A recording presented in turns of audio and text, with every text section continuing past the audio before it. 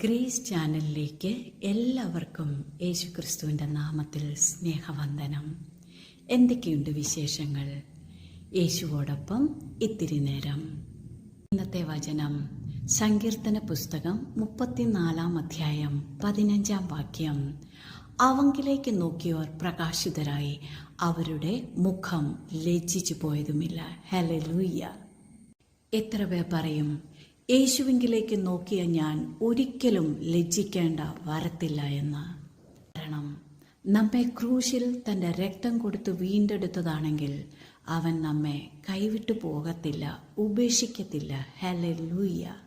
പെറ്റമ്മ മറന്നാലും ഞാൻ നിന്നെ ഒരിക്കലും മറക്കില്ല എന്നാണ് വചനം പറയുന്നത്.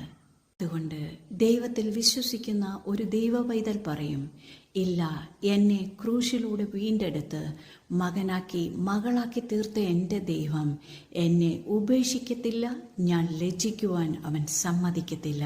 ഹല്ലേലൂയ. 2 തിമോത്തിയോസിന് എഴുതിയ ലേഖനം 1 അധ്യായം 12 വാക്യത്തിൽ പൗലോസ് പറയുന്നു, ഞാൻ ആരെ വിശ്വസിച്ചിരിക്കുന്നു എന്ന് എനിക്കറിയാം, അവൻ എൻ്റെ ഉപനിധി, ആ ദിവസം വരെ കാക്കുവാൻ ശക്തനെന്ന് ഞാൻ ഉറച്ചിരിക്കുന്നു. അതുകൊണ്ട് എത്ര പേർ പറയും, ഞാൻ ആരെയാണ് വിശ്വസിച്ചിരിക്കുന്നത് എനിക്കറിയാം, ഞാൻ ലജ്ജിച്ചു പോകുവാൻ അവൻ സമ്മതിക്കത്തില്ല, ആ ദിവസം വരെയും കാക്കുവാൻ ശക്തനെന്ന് ഞാൻ ഉറച്ചിരിക്കുന്നു എന്ന്. ദൈവ പൈതലേ, അവങ്കിലേക്ക് നോക്കിയവർ പ്രകാശിതരായി, അവരുടെ മുഖം ലജ്ജിച്ചു പോയതുമില്ല. ഈ വചനത്തെ എത്ര പേർ ആമേൻ പറഞ്ഞ് ഏറ്റെടുക്കും? കർത്താവ് എല്ലാവരെയും ധാരാളമായി അനുഗ്രഹിക്കട്ടെ. ആമേൻ, ആമേൻ.